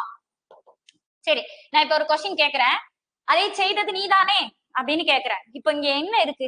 என்ன இருக்கா, எங்க இருக்கா, யார் இருக்கா, எப்படி இருக்கா, எவ்வாறு இருக்கா, எதுவுமே இல்லைல்ல. அதை செய்தது நீதானே அப்படின்னு கொஸ்டின் கேக்குறேன். சரியா? நீதானே அப்படின்னா கொஸ்டின் தானே. சோ இப்ப இங்க எது உங்களுக்கு கொஸ்டினை மேக் பண்ணிருக்கு அப்படின்னு பாத்தீங்கன்னா ஏ அப்படின்றது. அதை செய்தது நீதான் அப்படின்றதுல ஒரு ஏ ஆட் பண்ணா அது கொஸ்டினா மாறிடும். சரியா? இதே மாதிரி சில இடங்கள்ல ஓ ஆட் பண்ணா அது கொஸ்டினா மாறிடும். சரியா? அதை செய்தது அவனோ அப்படின்னு கேட்டா அதுவும் கொஸ்டின் தான். அதை செய்தது அவனோ அப்படின்னு கேட்டாலும் அது கொஸ்டின். அப்போ ஏ ஓ இந்த மாதிரி ஒரு சொல்லோடு சேர்ந்து, சரியா, ஒரு பெயர் சொல்லோடு சேர்ந்து, பெயர் சொல் பிளஸ் ஏஓ இருக்கலாம். ஏயோ அல்லது ஓஓ இருக்கலாம். AR O. சரியா? சோ ஏ அல்லது ஓ அப்படின்றது இடம். செய்தது நீயோ அப்படின்னு சொல்றோம்னா நீ அப்படின்ற சொல்லுக்கு அப்புறம் ஓ அப்படின்னு ஆட் பண்ணா நீயோ அப்படின்றது வருது. சோ வினா சொற்கள் அப்படின்றது உங்களுக்கு தெரியும். என்ன, எங்கே, ஏன், எப்படி, எவ்வாறு, எங்கனம், யார், யாரால், யாருக்காக, யாரை, இந்த மாதிரி எல்லாம் வந்து வினா சொற்கள் அப்படின்னு சொல்றோம் இல்லையா. சோ நம்மளுக்கு அதே மாதிரி வினா எழுத்துக்கள் அப்படின்றதையும் தெரியணும். ஏ ஓ அப்படின்றது ஒரு வினாவை உருவாக்கக்கூடிய, ஒரு சொல்லினோடு சேர்ந்து ஒரு வினாவை உருவாக்கக்கூடிய எழுத்துக்கள். சரியா? சோ ஏ ஓ. இதே மாதிரி ஏன்ற சொல் உங்களுக்கு எதுல இடம்பெறும் அப்படின்னா ஏன் அப்படின்றதுலயும் இடம்பெறது இல்லையா. சோ அதே மாதிரி நீதானே அப்படின்றதுல இடம்பெறும். சோ இங்க அப்படின்ற சொல்ல எதுக்கு இடம்பெற வைக்கிறோம் அப்படின்னா ஏ ஏ ஆமா விக்னேஷ், ஏ ஓ ஏ அப்படின்றது ஏ யா அப்படின்றத ஏன் நான் மென்ஷன் பண்ணல அப்படின்னா என்ன, யார், எங்கே, இந்த கொஸ்டின்லாம் வெளிப்படையா நம்மளுக்கு தெரிஞ்சிடும். சோ ஏல ஆரம்பிக்கிறதும் யால ஆரம்பிக்கிற கொஸ்டினையும் நம்ம வந்து என்ன பண்ணலாம் அப்படின்னா ஈஸியா ஃபைண்ட் அவுட் பண்ணிடலாம். என்ன அப்படின்றது கொஸ்டின், யார் அப்படின்றது கொஸ்டின், எங்கே அப்படின்றது கொஸ்டின் அப்படின்றத நம்ம கண்டுபிடிச்சிடலாம். அவனா வந்தான் இதுல எது கொஸ்டின் நம்மளால கண்டுபிடிக்க முடியாது. சரியா? அவன் பெயர் என்ன அப்படின்றதுல வினாவை உருவாக்கக்கூடிய சொல் என்ன அப்படின்னு கண்டுபிடிச்சிடலாம். சரியா? என்ன அப்படின்ற சொல்லுதான் இதுல வினாவை உருவாக்கி இருக்கு. சரியா? அவனா வந்தான், அவனா வந்தான் இதுல என்ன சொல் உருவாக்கி இருக்கு அப்படின்னு பார்த்தோம்னா அப்படின்ற எழுத்து தான் நம்மளுக்கு இங்க வினாவே உருவாக்கி இருக்கு. இந்த ஆவை கட் பண்ணிட்டோம்னா நமக்கு கொஸ்டினாவே இருக்காது. அவன் வந்தான் அப்படின்னு ஒரு ஆன்சர் தான் கிடைக்கும். சோ இங்க ஆவை ஆட் பண்ண உடனே அவனா வந்தான் அப்படின்ற கொஸ்டின் வருது. அவனோ வந்தான் அப்படின்னு வந்தது அவன் தானே. சோ இந்த மாதிரி ஓ ஏ இதெல்லாம் ஆட் ஆகும் போது அந்த சொல் என்னவா செய்யும் அப்படின்னா கொஸ்டினா மாறிடும். இந்த மாதிரி இருக்கிற தொடரை தான் நம்ம வினா தொடர் அப்படின்னு சொல்லுவோம். சரியா? சோ திருக்குறளை இயற்றியவர் யார் அப்படின்னு கேட்டா யார் அப்படின்ற கொஸ்டின் இருக்கிறதுனால அதே வினா தொடர். சோ இதை நம்ம வந்து படிக்கும் போது வந்து இந்த மாதிரி கொஸ்டின் மார்க் இருந்ததுன்னா அது வினா அப்படின்னு படிச்சிருக்கோம். ஆனா நம்மளுக்கு எக்ஸாம்ல கொடுக்கும்போது கொஸ்டின் மார்க் இல்லாமலும் கொடுப்பாங்க. சரியா? அதனால கீழ்காண்பனவற்றில் வினா தொடர் எது அப்படின்னு கேட்டாங்கன்னா கரெக்டான வினாச்சொல் இருக்கா அப்படின்றத பாருங்க. சரியா? தவறான வினாச்சொல்லாவும் இருக்கக்கூடாது. பாருங்க, திருக்குறளை இயற்றியது யாரை அப்படின்னு ஒரு கொஸ்டின் இருக்கும். சரியா? திருக்குறள் இயற்றியது யாரை அப்படின்ற கொஸ்டினே ராங். சோ யாரைன்றது கரெக்ட் தானே அப்படின்னு புடிச்சிட்டு நம்ம அங்க நிக்க கூடாது. புரிஞ்சுச்சா? சோ முழுவதுமா அந்த வினாவை ரீட் பண்ணுங்க. அந்த கொஸ்டினை ரீட் பண்ணி முடிச்சதுக்கு அப்புறம் அந்த கொஸ்டின் முழுமையா உங்களுக்கு பொருள் புரியறதா இருக்கு அப்படின்னா அதுதான் வினா வாக்கியம். சரியா? ரைட். அடுத்து நம்ம போலாமா? உணர்ச்சி வாக்கியம். ரைட். உணர்ச்சி வாக்கியம்னா என்ன? நம்மளோட ஃபீலிங்ஸ் எல்லாம் வெளியே காட்டக்கூடிய வாக்கியம். சரியா? இந்த வாக்கியத்தை எப்படி கண்டுபிடிக்கும்? உணர்ச்சி வாக்கியம் தெரியும் அப்படிதானே? கால்ல அடிபட்டுருச்சு அப்படின்னா கால்ல அடிபட்டுருச்சு சொல்றோமா?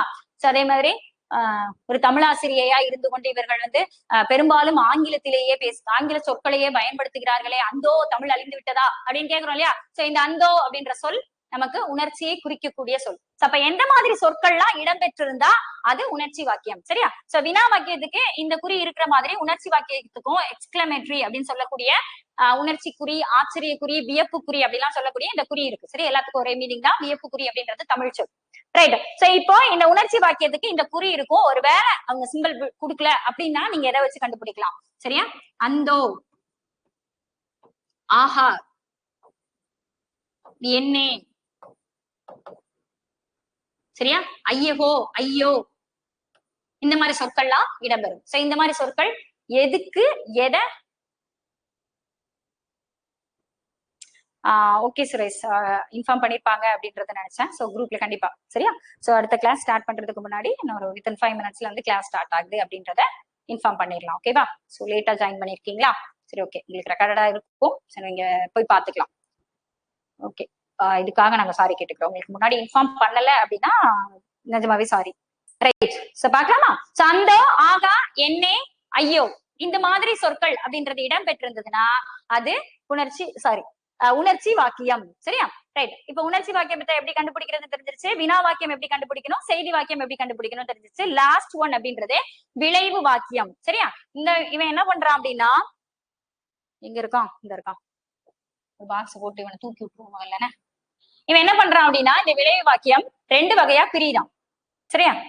சோ 2 வகையா பிரிறான். ஒண்ணு கட்டளை வாக்கியம் அப்படின்னு பிரிறான்.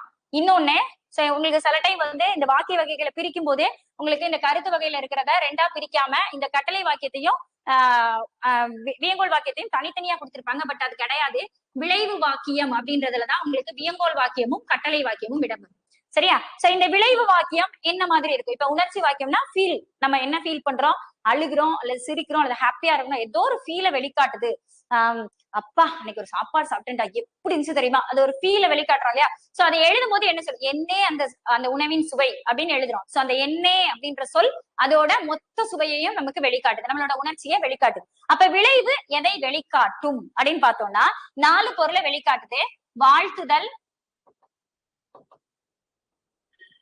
யாரையாவது வாழ்த்துறோம் அப்படின்னா அந்த வாக்கியம் விளைவு வாக்கியம். சரியா? வாழ்த்துதல், வைதல், வேண்டல், விதித்தல், இந்த 4 வகையில இருக்கு.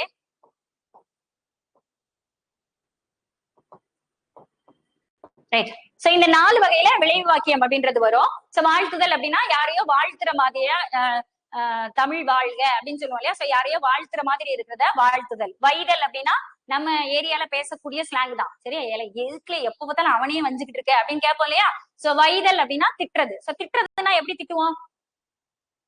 நாங்க வேற வேற மாதிரி எல்லாம் திட்டுவோம் அப்படின்றீங்களா? அப்படி கிடையாது. சரியா? சோ கெடுக, அழிக, ஒளிக அப்படின்னு சொல்லுவோம் இல்லையா? சோ இதெல்லாம் திட்டுறது. சோ இது பேரு வைதல். வேண்டல் அப்படின்னா ரிக்வஸ்ட் பண்றது. தயவு செய்து எனக்கு இதை தருவாயா அப்படின்னு கேட்போம் இல்லையா? சோ அந்த மாதிரி ரிக்வஸ்ட் பண்றத வேண்டல் அப்படின்னு சொல்லுவோம். சோ விதித்தல் அப்படின்னா ஹாவ் டு, நீ வந்து கட்டாயம் என்ன பண்ணணும், இத பண்ணியே ஆகணும் அப்படின்னு கட்டளை கொடுக்கறது தான் விதித்தல். சரியா? அப்போ இந்த 4 பொருள்ல கட்டளை கொடுக்கிற பொருள் என்ன வருது அப்படின்னா விதித்தல்.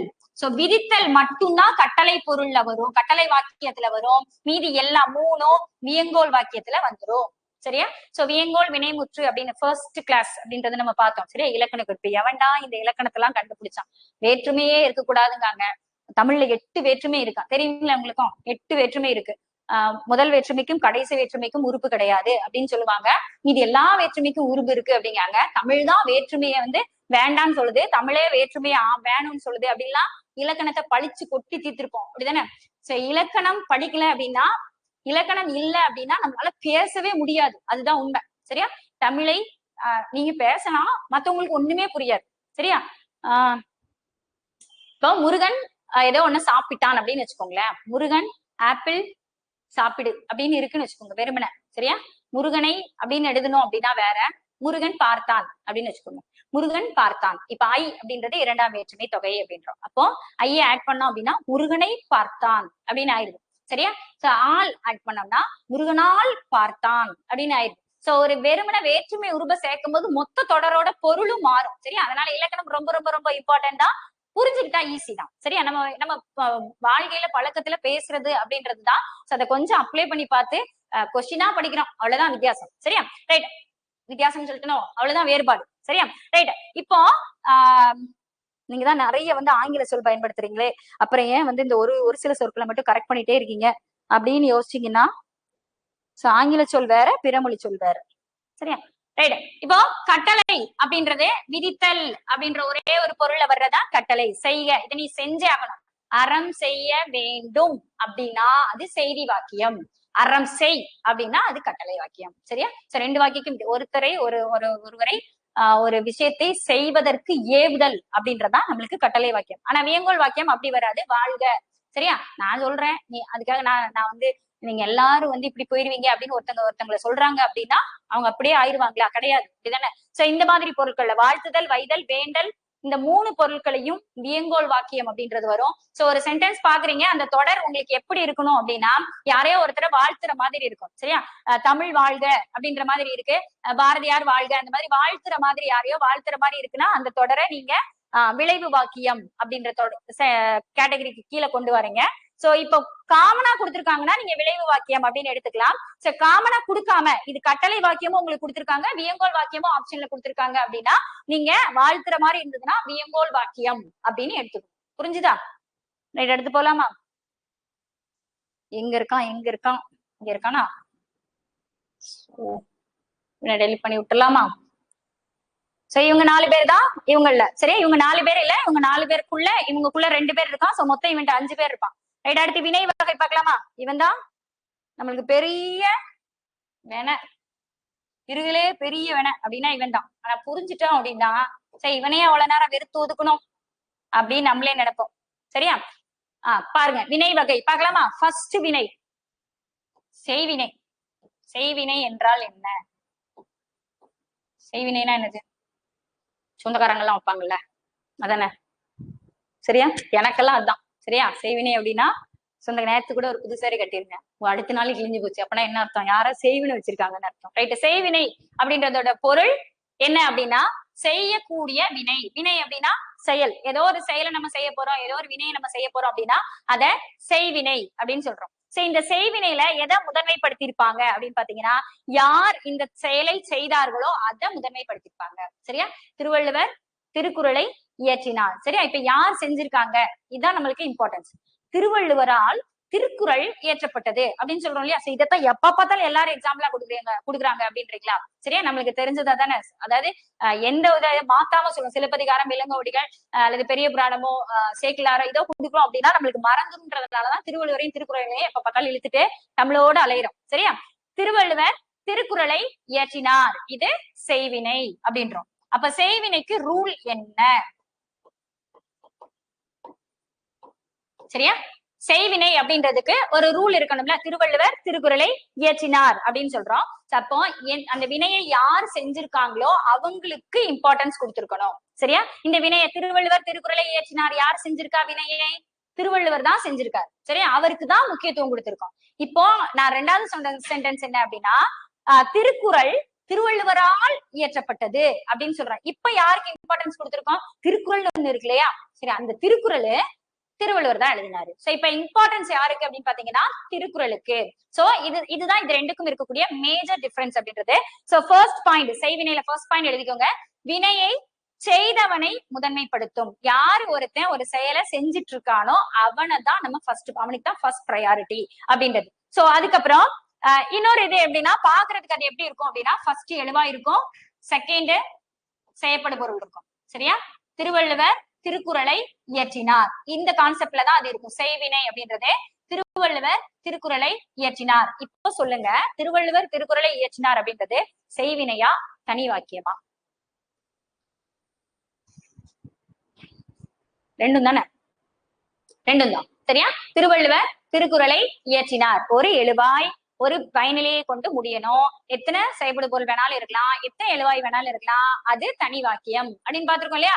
அப்போ நம்மளுக்கு ஆப்ஷன்ல என்ன செய்ய மாட்டாங்க அப்படின்னா செய்வினையும் கொடுத்துட்டு தனி வாக்கியமும் கொடுப்பாங்களா அப்படின்னா கிடையாது, கொடுக்க மாட்டாங்க. புரிஞ்சுச்சா? சோ உங்களுக்கு ஆப்ஷன் கரெக்டா நம்ம கண்டுபிடிக்கிற மாதிரி அப்படின்றதா இருக்கும். அங்க கொடுத்திருந்தாங்கன்னா செய்வினை அப்படின்றது இருக்காது. ரைட்? செய்வினை அப்படின்னா ஃபர்ஸ்ட் எழுவாய் இருக்கும், செகண்ட் செய்யப்படு பொருள் அப்படின்றது இருக்கும். ரைட்? அடுத்து இந்த செய்யப்படு பொருள் இருக்கு இல்லையா, இந்த செய்யப்படு பொருள்ல ஐ அப்படின்றது இரண்டாம் வேற்றுமை உருபு இருக்கு இல்லையா, அது மறைந்தோ வெளிப்படையாகவோ இருக்கும். சரி, இப்போ திருவள்ளுவர் திருக்குறளை இயற்றினார், இதுக்கும் திருவள்ளுவர் திருக்குறள் இயற்றினார் இதுக்கும் என்ன பெரிய பொருள் வித்தியாசம், சரி வேறுபாடு அப்படின்னு பாத்தீங்கன்னா ரெண்டுக்கும் பெரிய வேறுபாடு இல்ல. சரியா? ரெண்டும் ஒண்ணுதான். திருவள்ளுவர் திருக்குறளை இயற்றினார் அப்படின்னாலும் திருவள்ளுவர் திருக்குறள் இயற்றினார் அப்படின்னாலும் ஒண்ணுதான். அப்போ செயற்படு பொருள்ல ஐ வெளிப்படையாகவோ மறைந்தோ இருக்கும். சரியா? திருக்குறள் இயற்றினார் அப்படின்னாலும் திருக்குறளைன்னு தான் அர்த்தம். சரியா? கண்ணன் பாடம் படித்தான் அப்படின்னாலும் கண்ணன் பாடத்தை படித்தான் அப்படின்னாலும் அது பாடத்தைன்ற பொருளை தான் நம்மளுக்கு கொடுக்கும். அதனால ஐ வெளிப்படையாகவோ மறைஞ்சோ செய்வினையில இருக்கும். சரியா? சோ இப்ப செய்வினைக்கும் செயற்பாட்டு வினைக்கும் டிஃபரன்ஸ் பார்க்கும்போது இதை நல்லா ஞாபகம் வச்சுக்கணும். ஐ மறைஞ்சோ வெளிப்படையாவே இருக்கும். ரைட்? இப்ப செயற்பாட்டு வினை அப்படின்னு பார்த்தோம்னா இங்க எழுவாய் ஃபர்ஸ்ட் வந்துச்சா, இங்க ஃபர்ஸ்ட் எது இருக்கும் அப்படின்னா செயற்படு பொருள் இருக்கும். திருக்குறள் திருவள்ளுவரால் இயற்றப்பட்டது அப்படின்னு இருக்கு. அப்ப ஃபர்ஸ்ட் என்ன இருக்கும்? செயற்படு பொருள் இருக்கும், செகண்ட் எழுவாய் இருக்கும். சரியா? திருக்குறள் திருவள்ளுவரால் இயற்றப்பட்டது. இப்ப பாருங்க எழுவாய் கூட என்ன ஆட் ஆயிருக்கு, ஆல் அப்படின்றது ஆட் ஆயிருக்கா. அடுத்த பாயிண்ட் அதுதான். சரியா?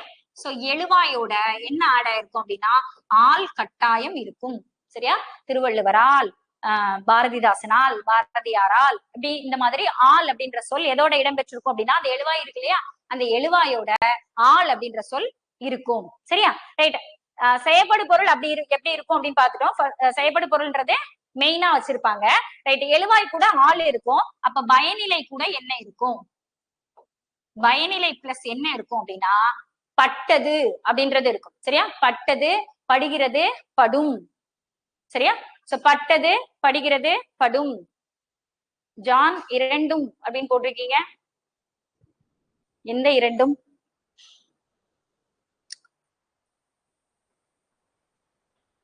எக்ஸ்பிளைன் பண்றீங்களா?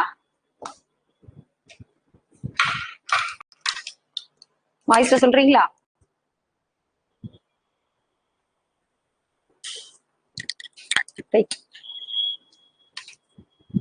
எதுக்கும் ஆன்சர் பண்ணிருக்கீங்க அப்படின்னு நினைக்கிறேன். சரியா? நான் ஒரு ஃப்ளோல உங்களை பார்க்காம விட்டுட்டேன், சாரி. ரைட்?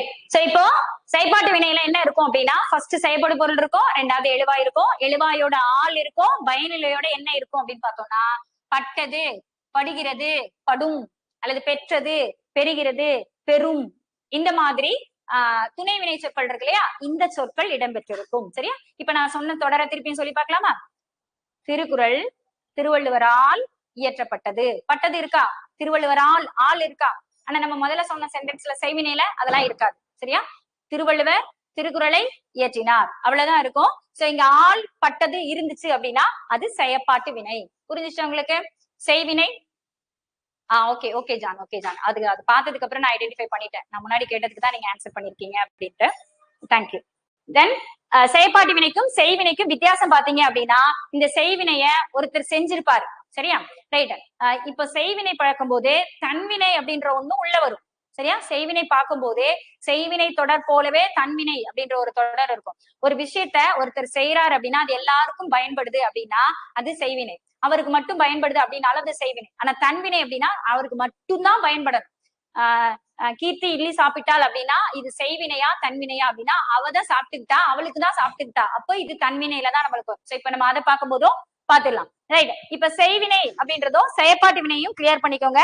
செய்வினை அப்படின்னா ஃபர்ஸ்ட் எழுவாய் இருக்கணும், செகண்ட் செயற்படு பொருள் இருக்கணும், அதுக்கப்புறம் ஐ மறைஞ்சோ வெளிப்படையாவே இருக்கும். இவ்வளவுதான் செய்வினை. செயற்பாட்டு வினை அப்படின்றது ஃபர்ஸ்ட் செயற்படு பொருள் இருக்கும், ரெண்டாவது எழுவாய் இருக்கும், அதுக்கப்புறம் எழுவாயோட ஆள் அப்படின்றது ஆட் ஆயிருக்கும். அதே மாதிரி பயனிலையோட பட்டது, படும், படுகிறது, பெற்றது, பெரும், பெறுகிறது, சரியா, இயற்றப்பட்டது அப்படின்னு இருக்கும். சரியா, நடைபெறுகிறது அப்படிலாம் இருக்கும். அந்த மாதிரி அந்த அந்த லாஸ்ட் இருக்கிறத நீங்க பாத்தீங்க அப்படின்னா பெற்றது, சரியா, பெற்றது, பெறுகிறது, பெரும் அல்லது பட்டது அப்படின்றது இருக்கும். சோ பெரும்பாலான தொடர்கள் உங்களுக்கு பட்டது அப்படின்னு இருக்கும். அதனாலதான் இதை எழுதியும் உங்களுக்கு காட்டியிருக்கேன். ரைட், நெக்ஸ்ட் மூவ் பண்ணிக்கலாமா? எங்க இருக்கான் செய்வினை செயற்பாட்டு வினைக்கு அப்புறம் எடுத்துக்கலாமா? சோ இதெல்லாம் நீங்க நோட்டா எழுதிக்கணும். சரியா, இந்த மாதிரி கிறுக்கி வைக்காம சோ உங்களுக்கு புரியுற மாதிரி நீங்க எழுதிட்டீங்க அப்படின்னா ஓகே. அடுத்து நம்ம பாக்குறது யாரு அப்படின்னா தன்வினை. தன்வினைன்னா என்ன? தன்வினை தன்னை சுடும் அப்படின்னு பிறவினை அப்புறம் எழுதிக்கலாமா? வினை எழுதுறதுக்கு இடம் வேணும்ல, பிறவினை அப்புறம் எழுதிக்கலாம். தன்வினை அப்படின்னா என்ன? சரியா, ஒரு எழுவாய் இருக்கு இல்லையா, நான் தான் எழுவாய். ஒரு செயல் செய்யறவன எழுவாய்ன்னு சொல்றோம் இல்லையா. இந்த எழுவாய் ஒரு செயலை தானே செஞ்சுச்சுன்னா அது தன்வினை. சரியா, சோ தானே செய்தல், தனக்காக செய்தல். சரியா, தானே செய்தல் அப்படின்றதோ தனக்காக செய்தல். அதன் மூலமா யார் பயனடைஞ்சிருக்காங்க அப்படின்னு பார்த்தோம்னா அவங்கதான் பயனடைஞ்சிருப்பாங்க. சரியா, நான் கற்றேன், நான் படித்தேன் அப்படின்னு சொல்லுவோம்ல, இது எல்லாமே என்ன அப்படின்னா தன்வினை.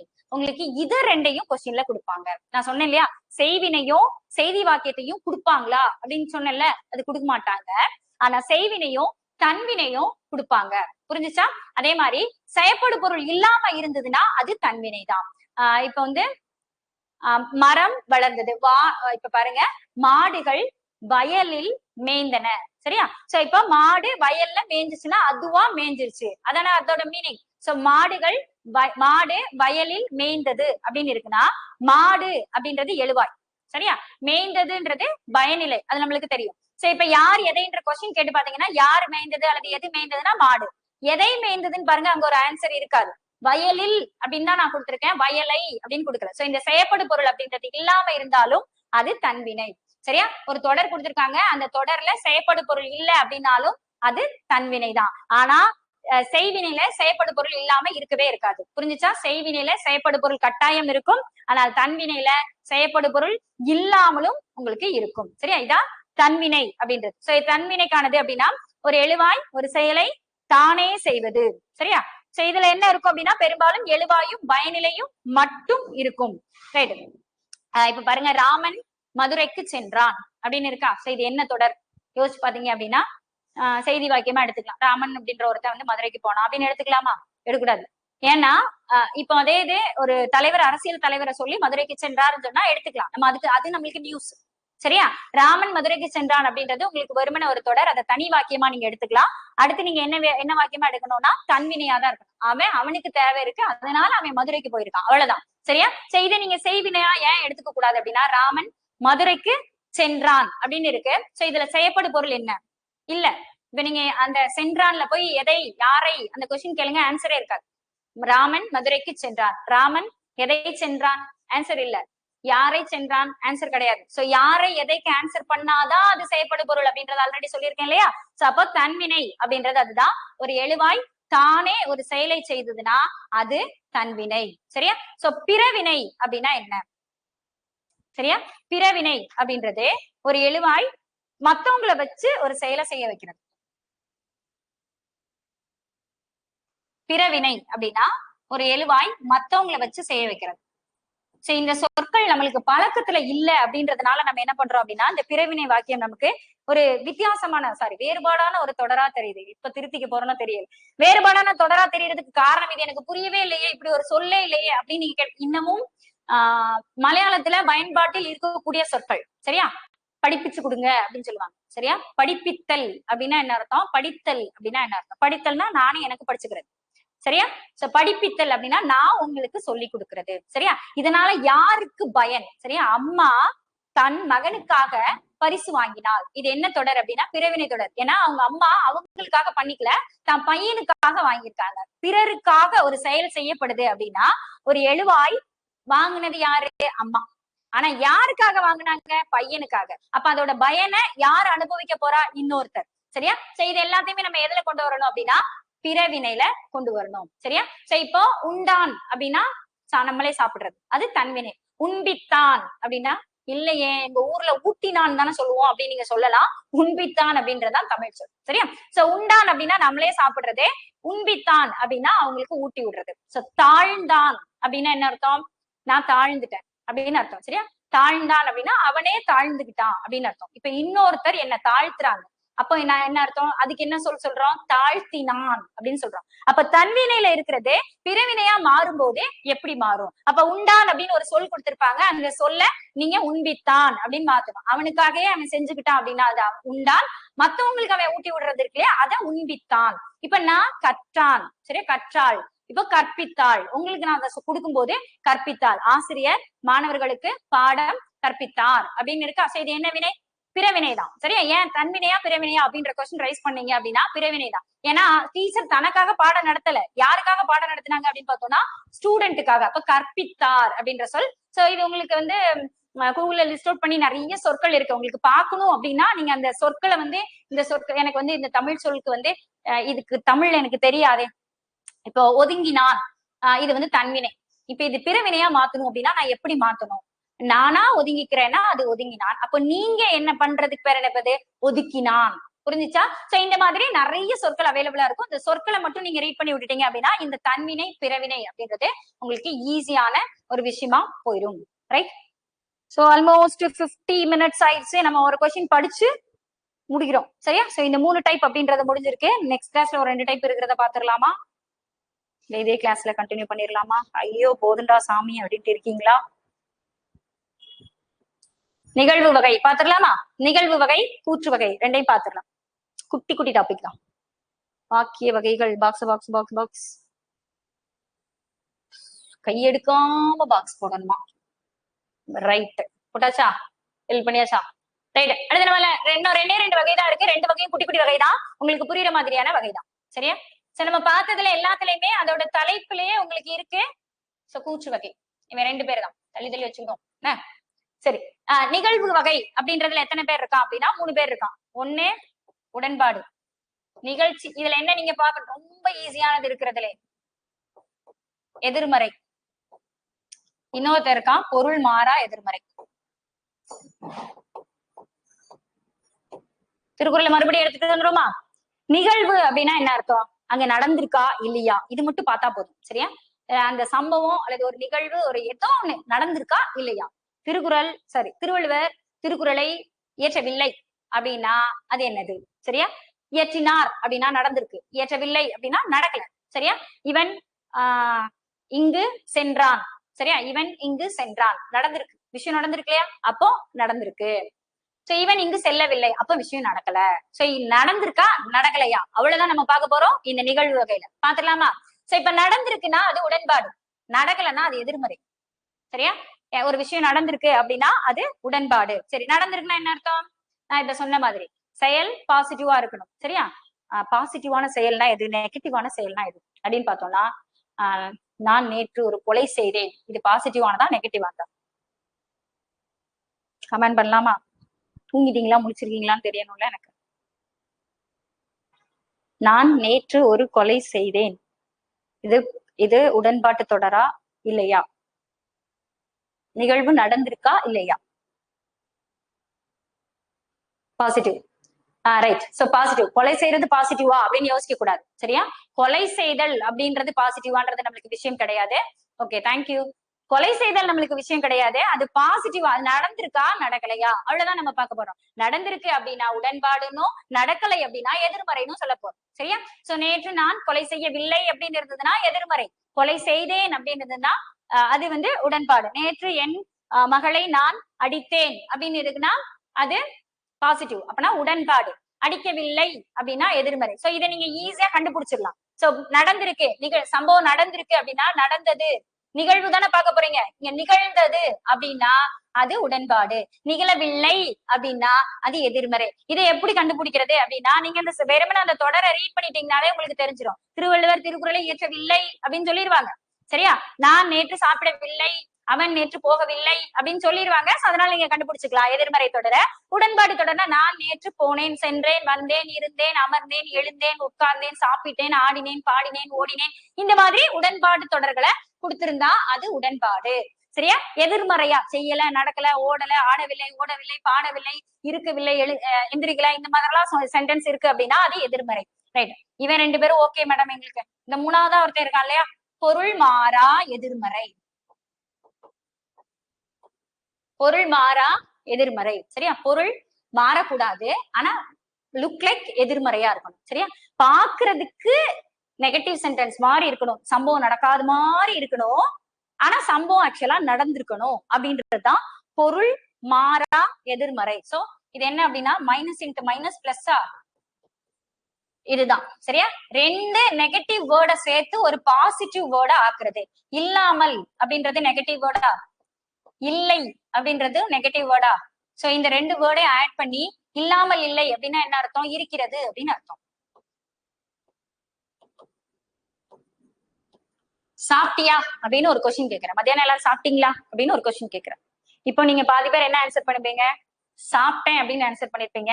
பாதி பேர் சாப்பிடல அப்படின்னு ஆன்சர் பண்ணிருப்பீங்க. சாப்பிட்டேன் அப்படின்னு நீங்க ரிப்ளை கொடுத்திருக்கீங்கன்னா அது உடன்பாடு.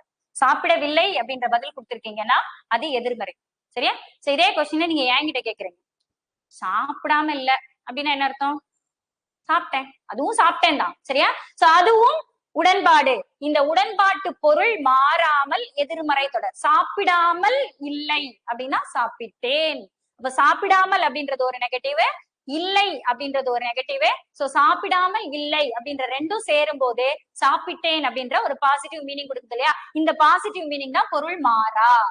உடன்பாட்டு பொருள் மாறா எதிர்மறை. பாக்குறதுக்கு எதிர்மறை மாதிரி இருக்கும், ஆனா உண்மையிலே அது எதிர்மறை கிடையாது. சரி? அது உடன்பாட்டு பொருள்ல தான் இருக்கும். புரிஞ்சுச்சா? சோ இதுல இந்த நிகழ்வு வகை அப்படின்றதுல இந்த 3 தான். சோ இது ரொம்ப ஈஸி தான். உடன்பாடு எதிர்மறை, பொருள் மாறா எதிர்மறை. சோ இதுக்கு இந்த மைனஸ் இன்ட்டு மைனஸ் மட்டும் ஞாபகம் வச்சுக்கிட்டா போதும். உடன்பாடு எதிர்மறை எல்லாம் ஈஸியா கண்டுபிடிச்சிடலாம். இந்த பொருள் மாறா எதிர்மறை கண்டுபிடிக்கும் போதுதான் நம்ம 2 நெகட்டிவ் தொடர் சேர்ந்து ஒரு பாசிட்டிவ் மீனிங் கொடுக்குதா அப்படின்றத பார்த்தோம். சரியா? நேத்து அவன் இங்க வந்தானா அப்படின்னு கேட்டோம்னா வராமல் இல்லை அப்படின்னா வந்தான். சாப்பிடாமல் இல்லை அப்படின்னா சாப்பிட்டான். செய்யாமல் இல்லை அப்படின்னா ஹோம்ஒர்க் பண்ணிட்டியா, செய்யாம இல்லை அப்படின்னா செஞ்சுட்டேன் அப்படின்றத அதோட பொருள். இந்த மாதிரி 2 நெகட்டிவ் வேர்ட் சேர்ந்து ஒரு பாசிட்டிவ் மீனிங் உருவாக்குறதுக்கு பேரு தான் பொருள் மாறா எதிர்மறை. ரைட். அடுத்து லாஸ்டா நம்ம பார்க்க போறது நேர்கூற்று அயர்கூற்று. Direct speech, indirect speech. சரியா? சோ நேர்கூற்று அப்படின்னா யாரோ 2 பேரு நேரடியா பேசிக்கிறது அப்படின்றது நேர்கூற்று.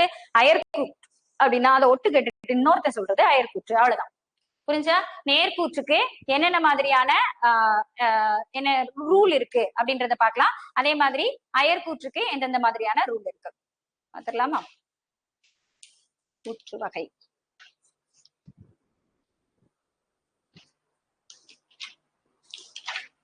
அவன் எங்கேயோ தள்ளி இருக்கிறான் போல. உங்களுக்கு நேர்கூற்றை விட அயர்கூற்று நிறைய தெரியும் அப்படிதானே? அடுத்தவங்களை பத்தி அங்க பேசுனது, இங்க பேசுனது, அவன் பேசுனது, இவன் பேசுனது, அப்படி சொன்னா இப்படி சொன்னா அப்படிலாம் சொல்லுவோம் இல்லையா? சரி, அவனை பாத்துக்கலாம். நேர்கூற்று அப்படின்னா டைரக்டா பேசுறது. இந்த நேர்கூற்றுல எப்படி இருக்கும் அப்படின்னா ஆசிரியர் மாணவர்களை நோக்கி நீங்கள் நாளைக்கு படித்து வர வேண்டும் என்று கூறினார் அப்படின்னு இருக்கா. சோ ஆசிரியருக்கு அப்புறம் ஒரு கமா இருக்கும், மாணவர்களை நோக்கி அப்படின்னு ஆரம்பிச்சு கூறினார் அப்படின்னு முடிச்சு, அதாவது இந்த கொட்டேஷன் மார்க் அப்படின்றது இருக்கும். டபுள் கொட்டேஷன் இருக்கு இல்லையா, இரட்டை மேற்கோள் குறி இடம்பெற்றிருக்கும். எதுல அப்படின்னா நேர்கூற்றுல இடம்பெற்றிருக்கும். சரியா? சோ தன்மை முன்னிலை பெயர்கள் இடம்பெற்றிருக்கும். தன்மை முன்னிலைன்னு என்ன, நான். சரியா? நான், நீ, நீ. சரியா? தேன்மொழி கனிமொழியிடம் நீ நாளைக்கு பள்ளிக்கு வருவாயா என்று கேட்டாள் அப்படின்னு கொடுக்கணும் இல்லையா? சோ அப்போ தேன்மொழி கனிமொழியிடம், அப்ப இங்க ஆரம்பிப்போம், நீ நாளைக்கு பள்ளிக்கு வருவாயா என்று, வருவாயாவோட முடிச்சிருவோம், என்று கேட்டாள் அப்படின்னு முடிக்கிறோம் இல்லையா? சோ இந்த டபுள் கொட்டேஷன் அப்படின்றது இடம்பெற்றிருக்கும். அதே சமயத்துல நான், நீ அப்படின்ற தன்மை சொற்களும் முன்னிலை சொற்களும் இடம்பெற்றிருக்கும். சரியா? சோ தன்மை சொற்கள் முன்னிலை சொற்கள் அப்படின்றதும் இடம்பெற்றிருந்தா அது நேர்கூற்று. இதுக்கு அப்படியே ஆப்போசிட்டா இருக்கிறது அயர்கூற்று. சோ நான், நீ அப்படின்ற சொல்லு இருக்கவே இருக்காது. அயர்கூற்றுல நான், நீ அப்படின்ற சொல் இருக்கக்கூடாது. அவள், அவன், அந்த மாதிரி பதில் நம்மளோட படற்கை பெயர்கள் இருக்கு இல்லையா, அந்த படற்கை பெயர்களை தான் அங்க பயன்படுத்தி இருக்கோம். தேன்மொழி கனிமொழியிடம் அவள் நாளைக்கு பள்ளிக்கு, நாளை இருக்கே அந்த நாளைய மறுநாள். சோ இங்கிலீஷ்ல சேம் கான்செப்ட் இருக்கும் உங்களுக்கு. முத நாள் அப்படின்றதெல்லாம் பிஃபோர் டே சம்திங் ஏதோ மாத்துவீங்க அப்படிதானே. சோ இதே கான்செப்ட் தான் இங்கேயும். சோ எதை மாத்தணும் அப்படின்னு ஒரு 10 லிஸ்ட் மட்டும் தான் இருக்கும். அது மட்டும் நீங்க பாத்தீங்கன்னா போதும். அதாவது இன்று அப்படின்றத அன்று, அன்னைக்கு, இன்றைக்கு அப்படின்னா அன்றைக்கு அப்படின்னு மாறும். சோ இந்த மாதிரி குட்டி குட்டியா மாறுறதை மட்டும் நீங்க பாத்துட்டீங்க அப்படின்னா அயற்கூற்ற ஈஸியா ஐடென்டிஃபை பண்ணிடலாம். சரி, அயற்கூற்றுல என்ன இருக்காது அப்படின்னு பார்த்தோம்னா இந்த டபுள் கொட்டேஷன் இருக்கவே கூடாது. தேன்மொழி கனிமொழியுடன் இடம் அவள் மறுநாள் பள்ளிக்கு வருவாளா என்று கேட்டாள் அப்படின்னு சொல்றோம் இல்லையா. சோ அந்த அப்படி கேட்கறது எல்லாத்தையும் மொத்தமா தான் எழுதுவோம், இந்த கொட்டேஷனுக்குள்ள எழுத மாட்டோம். டைரக்டா பேசும்போது மட்டும்தான், டைரக்ட் ஸ்பீச்ல இருக்கிறத மட்டும்தான் நம்ம இந்த மாதிரி டபுள் கொட்டேஷனுக்குள்ள எழுதுவோம். இவ்வளவுதான் நேர்கூற்று அயற்கூற்று அப்படின்றது. ரைட். சோ இப்ப நம்ம வாக்கிய வகைகள் அப்படின்றத ஃபுல்லா 10 முடிச்சாச்சு. டைமும் 1 ஆயிடுச்சு, 1 hour முடிஞ்சிச்சு. ரைட். சோ இப்போ உங்களுக்கு கொஸ்டின் பாத்தீங்களா. சோ இந்த கொஸ்டினுக்கான ஆன்சர் நான் உங்களுக்கு இங்க வியூ பண்ணி மட்டும் காட்டுறேன். சோ கொஸ்டினுக்கான ஆன்சர் பாத்துருங்க. சோ இன்கேஸ் ஏதாவது டவுட் இருக்கு அப்படின்னா நீங்க அடுத்த கிளாஸ்ல மறக்காம மார்க் பண்ணி வச்சுட்டு கேட்டுருங்க. சரியா. செவ்வகை வாக்கியம் ஆசிரியர் படம் வரைவித்தார் அப்படின்னு இருக்கு. சரியா. வரைந்தார் அப்படின்னா என்ன அர்த்தம், அவரே வரைஞ்சுக்கிட்டாரு. வரைவித்தார் அப்படின்னா வரைய வச்சாரு. சோ இந்த சொற்களுக்கான பொருள் உங்களுக்கு தெரிஞ்சிருச்சுனாலே முடிச்சுக்கலாம் ஆன்சர். ஆசிரியர் படம் வரைவித்தார். ஒரு டிராயிங் மாஸ்டர் படத்தை என்ன செஞ்சாரு. Very good. பிறவினை வாக்கியம் பி. நிக்கிலா ஆன்சர் பண்ணிருக்காங்க, விக்னேஷ் ஆன்சர் பண்ணிருக்காங்க பி. பிறவினை வாக்கியம் அப்படின்றது. ரைட். அதே மாதிரி தஞ்சை பெரிய கோவில் ராசராசனால் கட்டப்பட்டது. ஆள் இருக்கு, பட்டது இருக்கு. ஆள் பட்டது இருந்தா செய்வினையா செயற்பாட்டு வினையா அப்படின்றத நம்ம கண்டுபிடிக்கணும். மற்ற வினைகளை பார்க்க வேண்டிய அவசியமே நம்மளுக்கு கிடையாது. சோ அப்போ செயற்பாட்டு வினை வாக்கியம். Right. So D option D. Madhumitha, Jennifer, okay, Gokulakannan. Right, very good. Next move பண்ணலாமா. எவகை வாக்கியம் ராஜராஜன் பெரிய கோயிலை கட்டுவித்தான். கட்டினான் அப்படின்னா தன்வினை. அப்ப கட்டுவித்தான் அப்படின்னா கொஸ்டின் நம்பர் 3 கட்டுவித்தான். பிறவினை வாக்கியம். Very good. D option D. So இந்த மாதிரி மாதவி நடனம் கற்பித்தால். பிறவினை சொற்றொடரை கண்டறிக. மேல டாபிக் உங்களுக்கு கொடுத்திருக்காங்க பாருங்க. பிறவினையை தான் நீங்க ஃபைண்ட் அவுட் பண்ணணும். சரியா. சோ இங்க பாக்குறது இந்த இருக்கக்கூடிய தொடர்ல எந்த தொடர் பிறவினை அப்படின்றத நீங்க பாக்கணும். மாதவி நடனம் கற்பித்தால். தன்வினைனா தனக்காக செஞ்சுக்கிறது, பிறவினைனா மத்தவங்களுக்காக செய்யறது. மாதவி நடனம் கற்றான், மாதவி நடனம் கல்லான், படிக்கல அப்படின்னு சொல்றாங்க.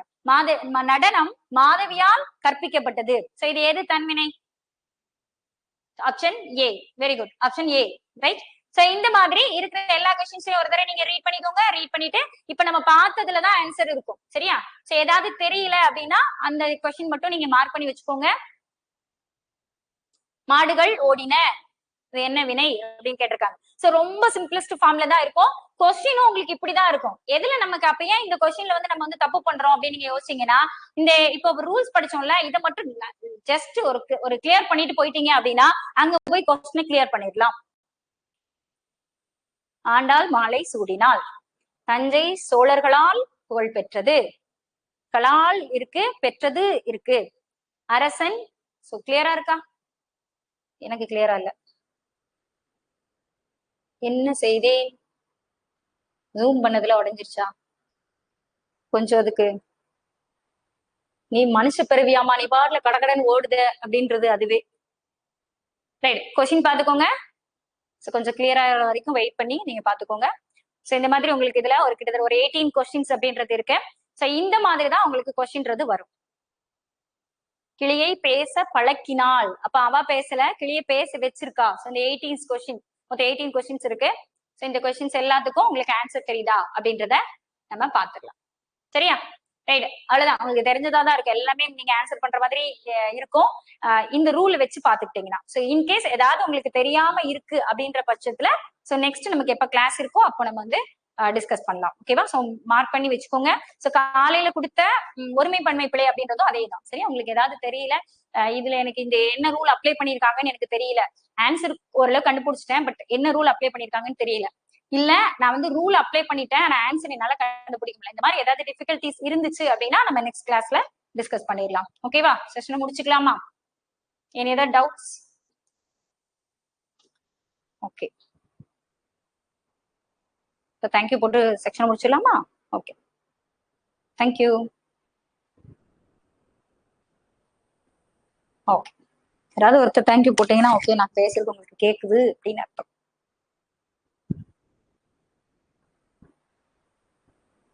Okay, thank you, thank you all.